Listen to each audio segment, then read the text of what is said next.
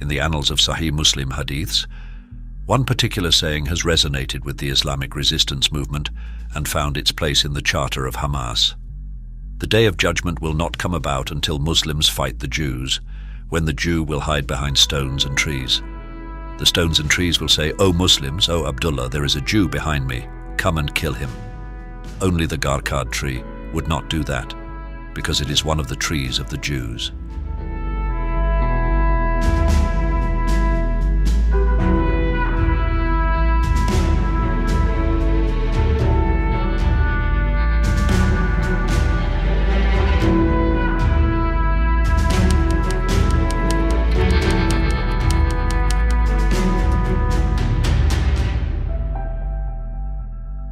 Hamas, officially known as the Islamic Resistance Movement, is a Sunni Islamist organization with a dual political and military role.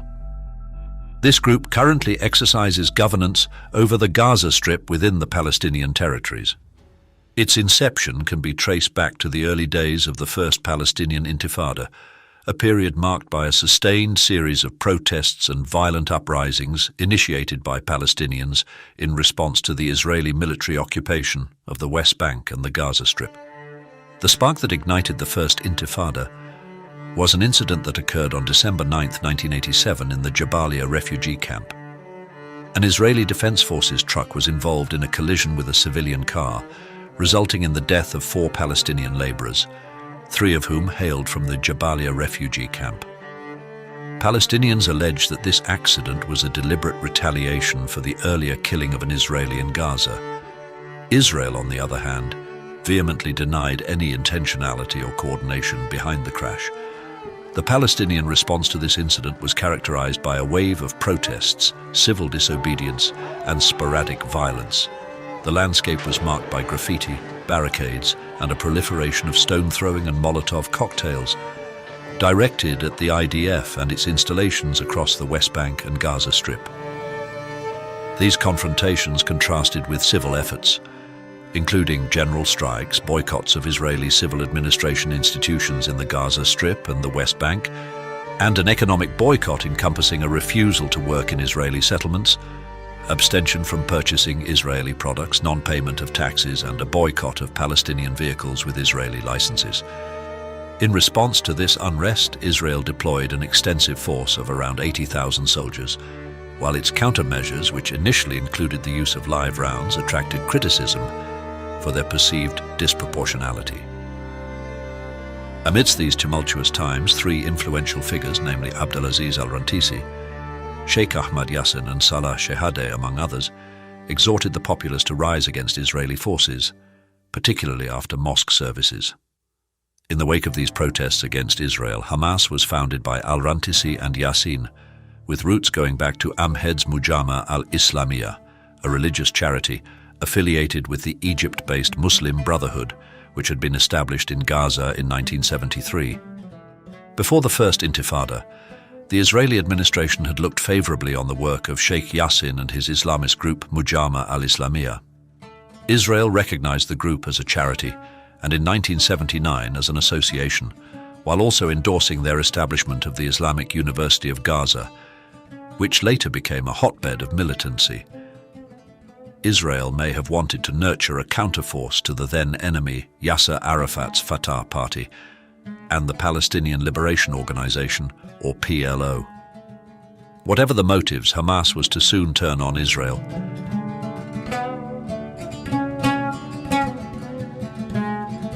Hamid Yassin was born in Al-Jura, a small village near the city of Ashkelon within the British Mandate of Palestine. Forced to flee along with his family, they settled in Al-Shati camp after their village was subjected to ethnic cleansing by the Israel Defense Forces during the 1948 Arab-Israeli War. The other co-founder of Hamas, Abdelaziz al-Rantisi, was born in Yibna near Jaffa in 1947, and his family were forced to flee to the Gaza Strip during the 1948 Arab-Israeli War. In 1956, at the age of 9, Israeli soldiers killed his uncle in Khan Yunis. Rantisi pursued his studies in pediatric medicine and genetics at Egypt's Alexandria University, graduating at the top of his class. He became a certified physician and, during his time in Egypt, became an ardent member of the Muslim Brotherhood. In 1976, he returned to Gaza to teach parasitology and genetics at the Islamic University. Hamas's initial foray against Israel occurred in the spring of 1989, when the organization abducted and killed 2 Israeli soldiers, Avi Sasportas and Ilan Sadon. During this period, figures such as Shehaid and Sinwar were imprisoned in Israeli facilities. Hamas subsequently established a new entity called Unit 101, led by Mahmoud al-Mabhouh, with the explicit mission of abducting soldiers. The discovery of Sasportas's body prompted an intense Israeli response, characterized by the arrest of numerous Hamas leaders and activists, including Yassin, who was sentenced to life in prison. This marked the outlawing of Hamas. Mass detentions, along with a subsequent wave of arrests in 1990, effectively dismantled the organization. To adapt and evade detection, Hamas decentralized its command structure, making its operations more diffuse. These actions were undertaken in response to the anger that followed the Al-Aqsa massacre of October 1990, during which Israeli security forces employed live ammunition against Palestinians in the Al-Aqsa compound, killing 17 Palestinians as they tried to prevent Jewish Orthodox extremists from placing a foundation stone for the third temple on the Temple Mount. In the shadow of what became known as Black Monday, Hamas declared every Israeli soldier a legitimate target and called for a jihad against the Zionist enemy everywhere, in all fronts and every means. Consequently, Hamas restructured itself, merging the units al-Majd and al-Mujahidun al-Filastiniyun to form a military wing known as the Izz ad-Din al-Qassam Brigades. This military wing was led by Yahya Ayyash. The name Izz ad-Din al-Qassam is a homage to the Palestinian nationalist leader Sheikh Izz ad-Din al-Qassam, who fought against the British and whose death in 1935 played a significant role in sparking the 1936-1939 Arab revolt in Palestine.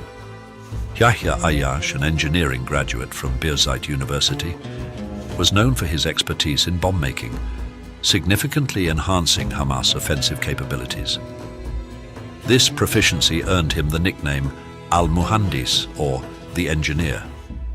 He played a pivotal role in Hamas's adoption of suicide bombings, arguing that we paid a high price when we only used slingshots and stones.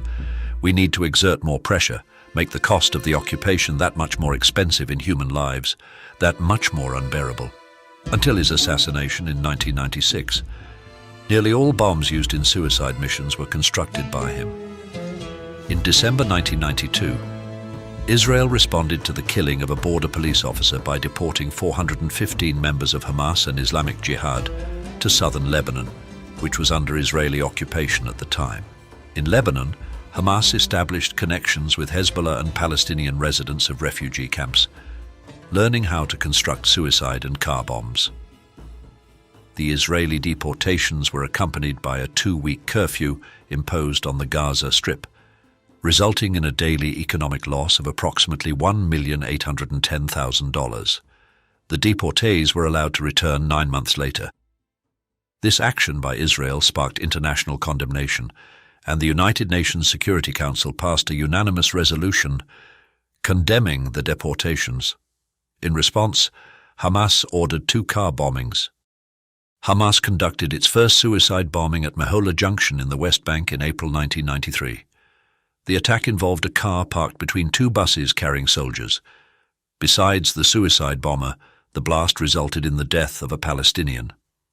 The device had design flaws, but Hamas would soon improve its bomb-making techniques, creating increasingly lethal explosives. This level of violence was not typical during the initial years of the Intifada. Early Hamas violence was primarily directed at Palestinians, particularly those perceived as Israeli collaborators. Hamas's actions during the first Intifada played a role in expanding its popularity. However, by 1989, less than 3% of Palestinians in Gaza supported Hamas, with Fatah remaining the dominant political faction. Over the following 4 years, Hamas' popularity did rise to 13%. In February 1994, during Ramadan, Baruch Goldstein, a Jewish settler in military attire, perpetrated a heinous act by massacring 29 Muslims who were in prayer at the Ibrahimi Mosque in Hebron, located in the West Bank. Following the massacre, an additional 19 Palestinians lost their lives in clashes with Israeli forces. While Israeli Prime Minister Yitzhak Rabin condemned the massacre, he refrained from withdrawing the settler community for fear of a confrontation with the settlers. In response to the massacre, Hamas vowed to seek retribution for the lives lost. Hamas declared that if Israel failed to distinguish between fighters and civilians, they would be compelled to treat the Zionist community in a similar manner. In the aftermath of the shooting, Palestinian protests and riots quickly erupted. During the subsequent week, the Israel Defense Forces was responsible for the deaths of 25 Palestinians, while 5 Israelis also lost their lives. The Israeli government imposed a 2-week curfew on the 120,000 Palestinian residents of Hebron, confining their movements, although the 400 Jewish settlers in the area had no such imposition. Israeli Prime Minister Yitzhak Rabin reached out to Palestine Liberation Organization leader Yasser Arafat, characterizing the attack as a loathsome criminal act of murder. In an address to the Knesset, Rabin not only condemned Baruch Goldstein and his legacy, but also Rabin declared murderous settlers to be outcasts, alien to Israel and to Judaism. "I am shamed over the disgrace imposed upon us by a degenerate murderer," he said. "You are not part of the community of Israel," he continued, addressing the most militant settlers. "You are not part of the national democratic camp which we all belong to in this house, and many of the people despise you. You are not partners in the Zionist enterprise. You are a foreign implant. You are an errant weed. Sensible Judaism spits you out. You placed yourself outside the wall of Jewish law. You are a shame on Zionism and an embarrassment to Judaism." In response to the incident, the Israeli government initiated measures such as the arrest of followers of Meir Kahane, restricted entry of certain settlers into Arab towns, and demanded that these settlers surrender their army-issued rifles. However, they rejected a PLO demand for the disarmament of settlers and the creation of an international force to protect Palestinians. The Hebron massacre had a profound impact on the nature of Hamas's militancy. During its initial 7 years, Hamas primarily targeted what it deemed legitimate military targets, such as Israeli soldiers and military installations. However, in the wake of the Hebron massacre, Hamas abandoned its distinction between military and civilian targets. Sheikh Ahmed Haj Ali, the leader of the Muslim Brotherhood in the West Bank, contended that, had there not been the 1994 Ibrahimi Mosque massacre, there would have been no suicide bombings. Musa Abu Marzouk laid the blame squarely on Israel, saying, "We were against targeting civilians. After the Hebron massacre, we determined that it was time to kill Israel's civilians. We offered to stop if Israel would, but they rejected that offer." The massacre at the mosque released them from any taboo about indiscriminate violence and introduced a dimension of measure for measure based on citations from the Quran. On April 6, 1994, a suicide bombing occurred at a crowded bus stop in Afula, killing 8 Israelis and injuries to 34 others. A week later, a Palestinian detonated himself on a bus in Hadera, claiming the lives of 5 Israelis and injuring 30 more. Hamas claimed responsibility for both attacks. Another bombing on a bus in downtown Tel Aviv in October resulted in the loss of 22 lives and injuries to 45 individuals. Then, in late December 1995, Hamas made a promise to the Palestinian Authority to halt military operations. However, this commitment was short-lived as the Israel Security Agency assassinated Yahya Ayash, the 29-year-old leader of the Al-Qassam Brigades, on January 5, 1996. A massive crowd, nearly 100,000 Gazans, participated in Ayash's funeral. In retaliation for his assassination, Hamas resumed its campaign of suicide bombings, which had been relatively dormant for much of 1995. In September 1997, Israeli Prime Minister Benjamin Netanyahu ordered the assassination of Hamas leader Khaled Mashal, who was residing in Jordan. 2 Mossad agents entered Jordan using false Canadian passports and sprayed Mashal with a nerve agent on a street in Amman. However, they were apprehended, and King Hussein threatened to put the agents on trial unless Israel provided an antidote for Mashal and released Sheikh Ahmed Yassin.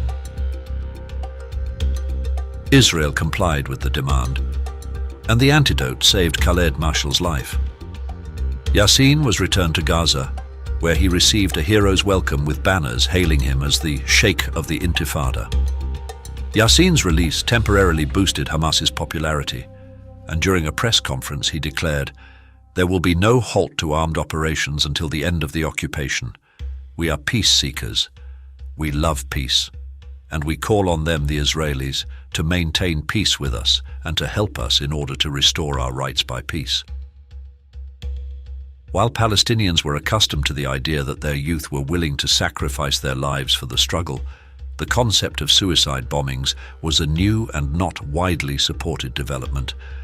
A poll conducted in 1996 after a wave of suicide bombings by Hamas in retaliation for Israel's assassination of Ayyash showed that a majority, around 70%, opposed the tactic, and 59% called for Arafat to take action to prevent further attacks. The Second Intifada in September 2000 began violently, with mass demonstrations and lethal Israeli counterinsurgency tactics.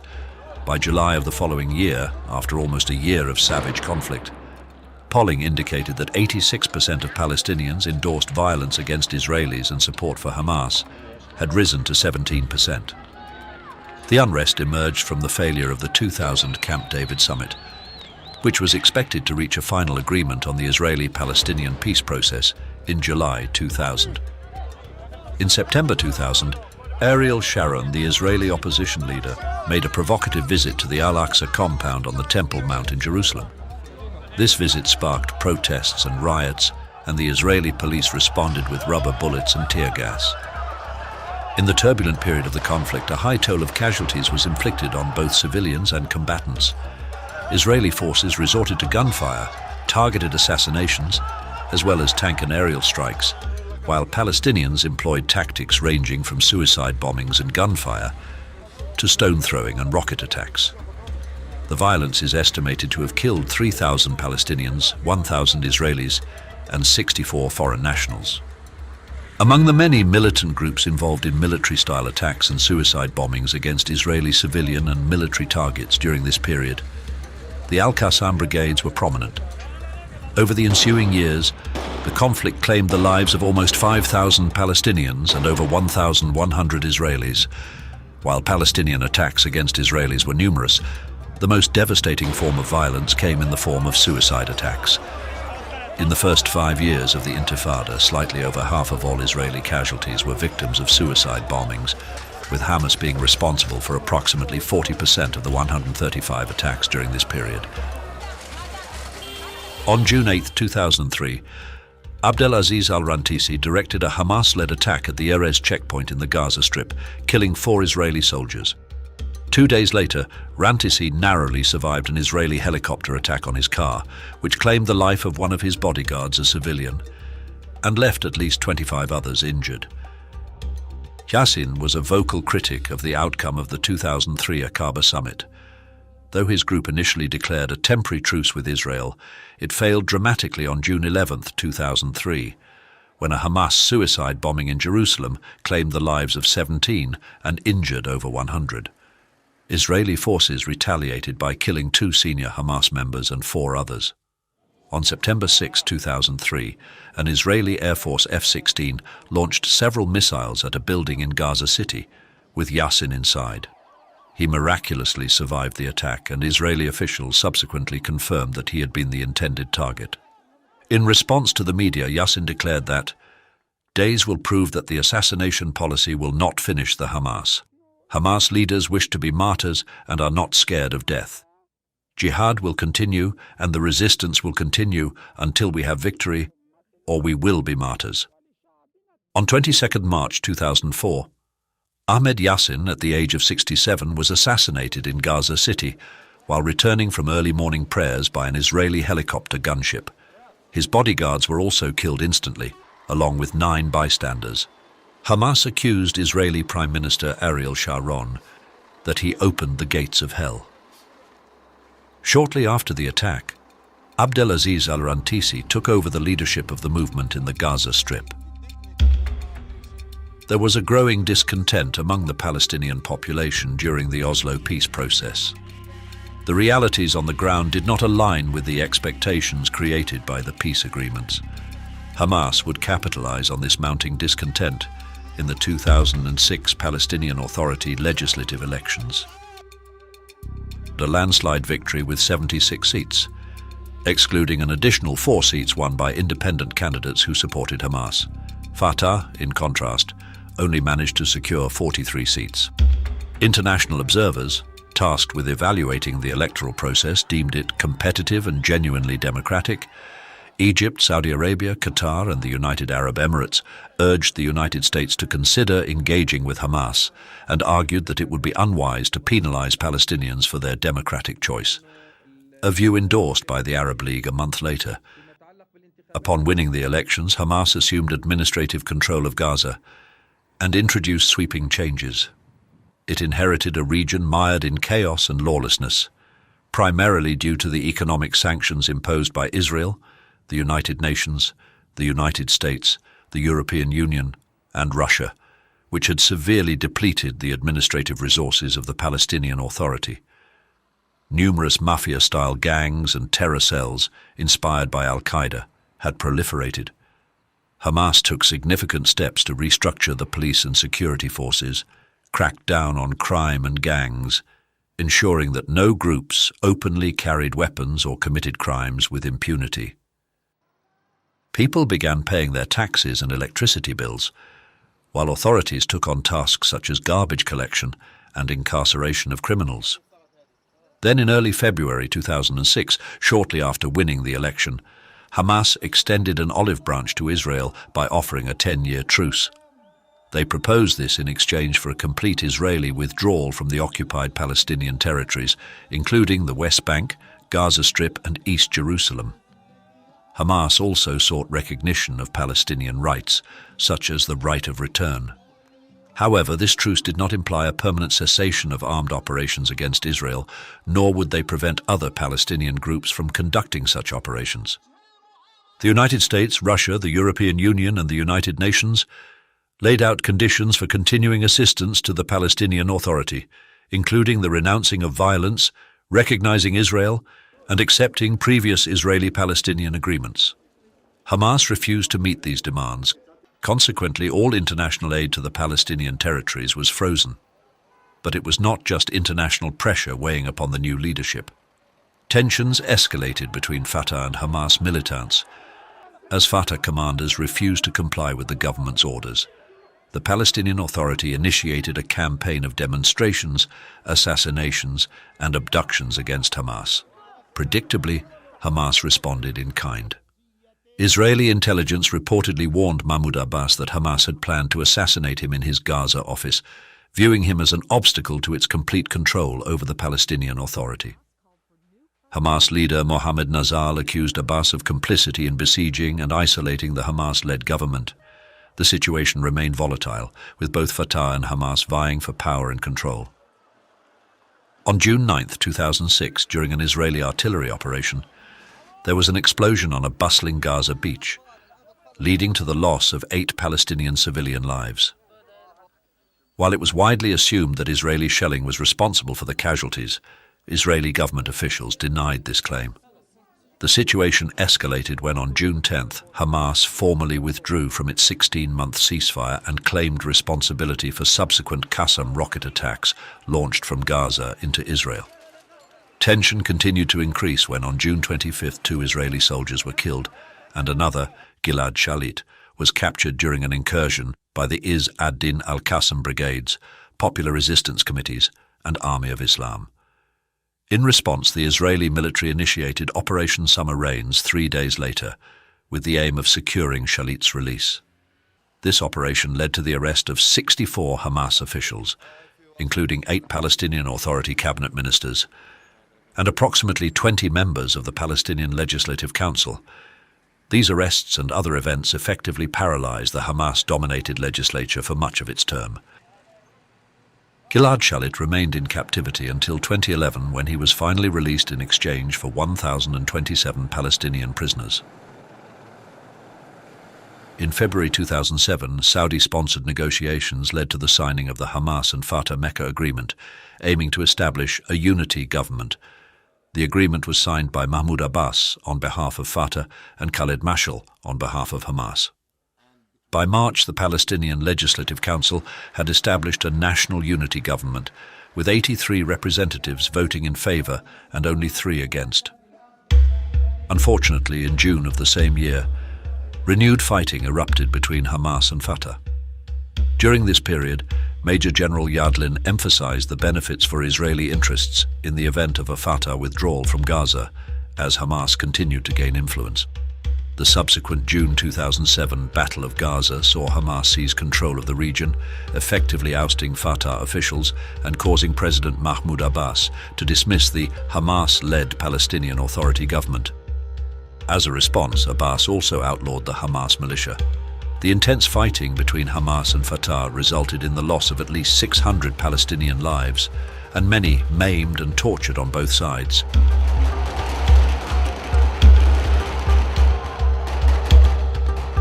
On June 17, 2008, Egyptian mediators announced that an informal truce had been agreed upon between Hamas and Israel. In this truce, Hamas committed to ceasing rocket attacks on Israel, while Israel agreed to allow limited commercial shipping across its border with Gaza. This agreement remained in place unless there was a breakdown of the tentative peace deal. Hamas also hinted at discussing the release of Gilad Shalit. Even before the truce was agreed upon, some on the Israeli side were not optimistic about it, with Israeli Security Agency Chief Yuval Diskin stating in May 2008 that a ground incursion into Gaza was unavoidable and would be more effective in quelling arms, smuggling and pressuring Hamas to relinquish power. While Hamas was careful to maintain the ceasefire, the lull was sporadically violated by other groups, sometimes in defiance of Hamas. For example, on June 24th, Islamic Jihad launched rockets at the Israeli town of Sderot. Israel considered this attack a grave violation of the informal truce and closed its border crossings with Gaza. On November 4, 2008, Israeli forces killed 6 Hamas gunmen in a raid inside the Gaza Strip, while attempting to stop the construction of a tunnel. In response, Hamas resumed rocket attacks. When the truce officially expired on December 19th, Hamas launched a barrage of rockets and mortars into Israel over the next 3 days, although no Israelis were injured. On December 21st, Hamas announced its readiness to stop the attacks and renew the truce if Israel ceased its aggression in Gaza and opened its border crossings. On December 27 and 28, Israel implemented Operation Cast Lead against Hamas.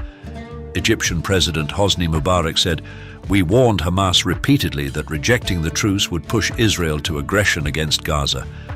According to Palestinian officials, over 280 people were killed, and 600 were injured in the first 2 days of airstrikes. Most of the casualties were Hamas police and security officers, although many civilians also died. According to Israel, the targeted sites included militant training camps, rocket manufacturing facilities, and weapons warehouses which had been pre-identified. Later, they also attacked rocket and mortar squads that fired around 180 rockets and mortars at Israeli communities. Despite Israel sending out thousands of cell phone messages urging residents of Gaza to leave houses where weapons may be stored to minimize civilian casualties, some residents complained that there was nowhere to go because many neighborhoods had received the same message. There were allegations that Israeli bombs landed near civilian structures, such as schools, and some claimed that Israel was deliberately targeting Palestinian civilians. On January 17, 2009, Israel declared a unilateral ceasefire. In response, Hamas announced a 1-week ceasefire the following day, providing Israel with time to withdraw its forces from the Gaza Strip. In July, Khalid Mashal, Hamas's political bureau chief, expressed Hamas's willingness to cooperate with a resolution to the Arab-Israeli conflict. This cooperation included the establishment of a Palestinian state based on the 1967 borders, with the condition that Palestinian refugees be granted the right to return to Israel, and East Jerusalem be recognized as the new state's capital. By August, Mashal expressed readiness to engage in dialogue with the Obama administration, noting that their policies were more favorable than those of former U.S. President George W. Bush. Mashal said, "As long as there's a new language, we welcome it, but we want to see not only a change of language but also a change of policies on the ground. We have said that we are prepared to cooperate with the U.S. or any other international party that would enable the Palestinians to get rid of occupation." In March 2012, Mahmoud Abbas made the remarkable statement that there were no political differences between Hamas and Fatah, having reached an agreement on a joint political platform and a truce with Israel. When commenting on relations with Hamas in an interview with Al Jazeera, Abbas revealed, "We agreed that the period of calm would be not only in the Gaza Strip but also in the West Bank," adding that we also agreed on a peaceful popular resistance against Israel, the establishment of a Palestinian state along the 1967 borders, and that the peace talks would continue if Israel halted settlement construction and accepted our conditions. 2 years later, there was an agreement to form a compromise unity government, with elections scheduled for late 2014. However, these elections did not take place, and following a new agreement, the next Palestinian general election was planned for the end of March 2021, but did not occur either. In 2013, despite several weeks of indirect three-way diplomacy between representatives of Hamas, Israel, and the Palestinian Authority, no agreement was reached. Intra-Palestinian reconciliation talks stalled, leading to a series of 5 rocket strikes on Israel by Hamas during President Obama's visit to Israel. On the 8th of July 2014, Israel launched Operation Protective Edge after the kidnapping and murder of 3 Israeli teenagers and to counter increased Hamas rocket fire from Gaza.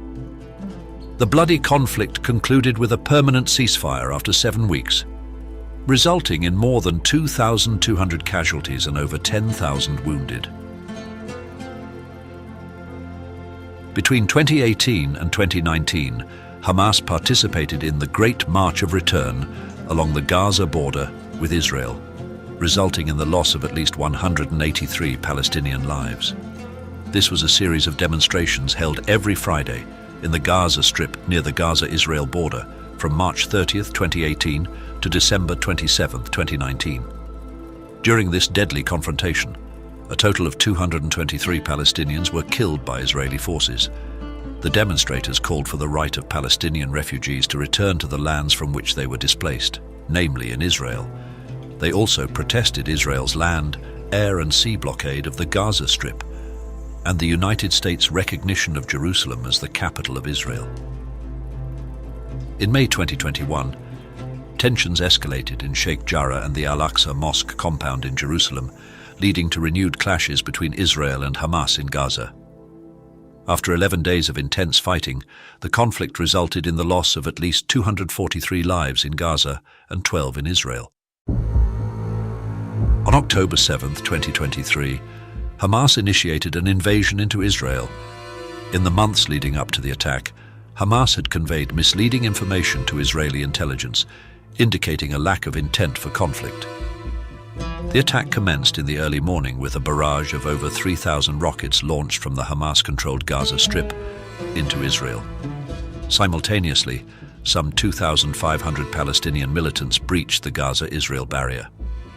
Inexplicably, there was little resistance to the invading force along the usually highly secure border. Attackers overran multiple military and police facilities, quickly allowing them to reach 14 miles in from the border. At least 1,400 Israelis lost their lives to the hands of Hamas militants. 260 civilians were massacred and a large number injured at the Supernova Sukkot gathering, an open-air music festival held to celebrate the Jewish holiday of Sukkot near the Re'im kibbutz. Many were also taken hostage. This attack marked the most significant act of terrorism in the history of the State of Israel. The assault was part of what Hamas referred to as Operation Al-Aqsa Flood, which included massacres of hundreds of other Israeli and international civilians in nearby communities, such as Netiv HaSara, Be'eri, Kfar Aza, Nir Oz and Holit, on the same day.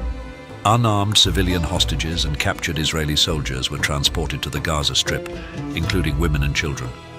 Israel responded with retaliatory strikes before officially declaring war on Hamas a day later. On October 13, 2023, Israeli Defense Minister Yoav Gallant urged Palestinians to evacuate northern Gaza, including Gaza City. He emphasized the need to distinguish between civilians and terrorists, stating, "The camouflage of the terrorists is the civil population. Therefore, we need to separate them. So those who want to save their life, please go south. We are going to destroy Hamas infrastructures, Hamas headquarters, Hamas military establishment, and take these phenomena out of Gaza and out of the earth." The war between Hamas and Israel continues.